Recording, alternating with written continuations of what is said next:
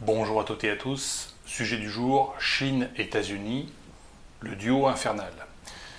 Alors, les deux premières puissances mondiales économiques et militaires sont la Chine et les États-Unis, mais ce sont largement des puissances qui reposent sur une économie artificielle. Les États-Unis ont un endettement privé absolument gigantesque, ainsi qu'un énorme déficit commercial de l'ordre de 800 milliards de dollars par an. Et la Chine est un pays qui n'a pas d'autre croissance que la croissance qui est liée à ses exportations et qui est liée aussi aux investissements menés par les États-Unis, par l'Europe, par le Japon sur son territoire. Donc ce sont deux puissances qui sont en fait aujourd'hui extrêmement étatisées, extrêmement militarisées, extrêmement centralisées et qui ont des projets impériaux et impérialistes absolument gigantesques, ce qui va conduire ces deux puissances aujourd'hui, qui sont réellement les deux premières puissances mondiales, à l'effondrement.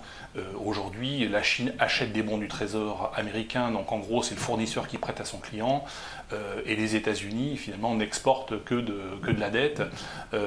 Cette situation ne durera pas éternellement. On ne peut pas s'endetter à l'infini et un fournisseur ne peut pas éternellement prêter à son client des fonds en achetant des bons du trésor américain, ce qui permet aux Américains de s'endetter et de consommer des produits dont ils n'ont pas besoin, car nous sommes aux États-Unis dans une surconsommation et en Chine dans une situation de surproduction.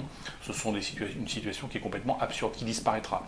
Les deux vraies puissances mondiales aujourd'hui sont la Grande Allemagne et le Grand Japon. La Grande Allemagne, c'est l'Allemagne augmentée de l'Autriche, des pays du Benelux, de la France, de l'Italie, des pays d'Europe de manière générale.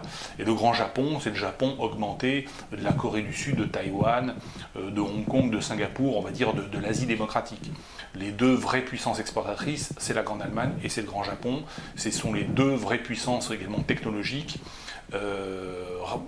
qui aujourd'hui devraient dominer l'économie mondiale, ce qui n'est pas le cas, et devraient dominer politiquement.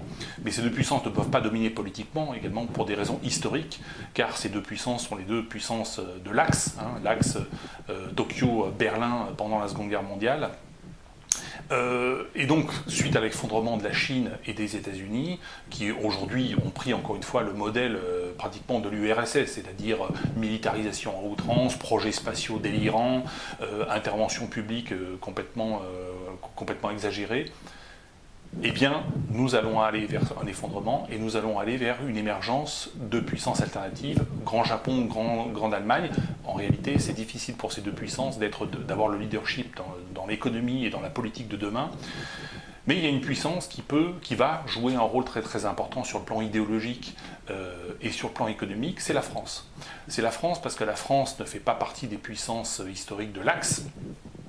Et la France, qui aujourd'hui fait partie et satellisée autour de la puissance allemande sur le plan économique, politiquement parlant, c'est la France qui apportera une alternative politique au problème numéro un de défense nationale aujourd'hui dans le monde, qui est le problème de l'invasion migratoire, qui est le problème effectivement des déplacements massifs de population, puisqu'il est prévu dans les 50 ans qui viennent, 100 à 500 millions de personnes devraient quitter leur pays pour migrer dans d'autres pays. En tout cas, c'est ce qui est prévu aujourd'hui, c'est pas forcément ce qui va se réaliser.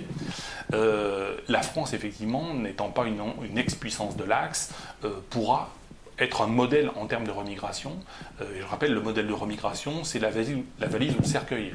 C'est ce que la France a connu en Algérie, et justement la France a toute la légitimité pour pratiquer cette politique, puisqu'elle l'a subie elle-même en tant que puissance coloniale, et aujourd'hui elle va l'appliquer en tant que puissance souhaitant se décoloniser, et donc elle va devenir un modèle pour des pays comme l'Allemagne, mais aussi pour des pays comme les États-Unis, pour des pays qui sont confrontés à ces questions d'invasion migratoire. Et puis la France va représenter aussi un modèle en termes économiques. Alors aujourd'hui, la France est un pays également ultra taxé, ultra réglementé, ultra étatisé.